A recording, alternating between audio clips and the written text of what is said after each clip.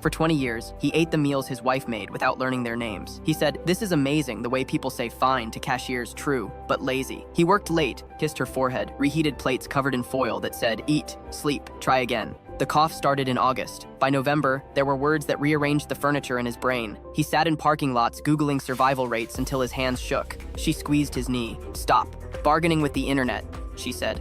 "Come home." When she slept, he opened the drawer where she kept recipe cards, each in her careful handwriting, each smudged with history. Lentil soup, rainy days. Chickpea stew, end of month. Lemon chicken, when he gets good news. He chose one at random, Tuesday pasta. Salt the water like an apology. Save a cup of the pasta water. You'll need what you almost threw away. He tried Wednesday. He burned the garlic. He tried Friday. The sauce broke like a truce. She woke to the smell of stubbornness. "You're cooking," she said, half amused. He hid the card behind his back. "I want to make Tuesday dinner," he said, though it was Saturday. She smiled. "Tuesday accepts transfers." He learned to mince without fear, to listen to onions until they told him they were sweet, to reserve water from the thing he thought he was done with. He made Tuesday pasta 4 times and failed 3. The 4th time, she took a bite and closed her eyes the way she once did when their favorite song came on the radio. "There you are," she said. When the chemo stole her appetite, he made broth she could sip with her eyes closed. He made toast, the soldiers that stood guard on the edge of a plate. He taped her notes to the cabinet. "Taste, taste again. Let the food tell you when." They planned an anniversary dinner. He'd cook, she'd sit in the chair by the window and boss him kindly. He practiced every night for 2 weeks. Lemon chicken, the one she made when he got good news. On the morning of the dinner, her breathing changed. The nurse spoke in a tone that had no verbs. She didn't make it to sunset.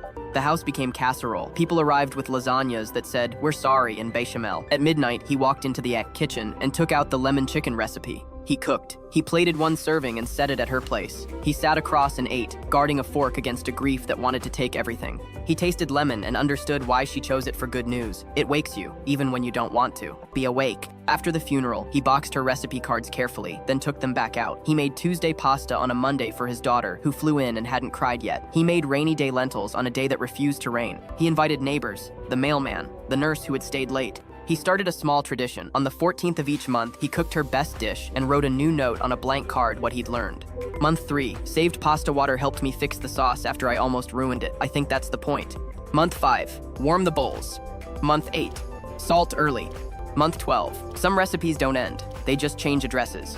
On their next anniversary, he set 2 plates anyway. He ate slow. He put the rest in containers labeled for people who had just gotten bad news. He kept her handwriting at eye level, her voice at stove height, her instructions stitched into his muscle memory like him. Real love isn't the meal on the table. It's the willingness to learn the recipe, burn it, and keep cooking until the house tastes like care again.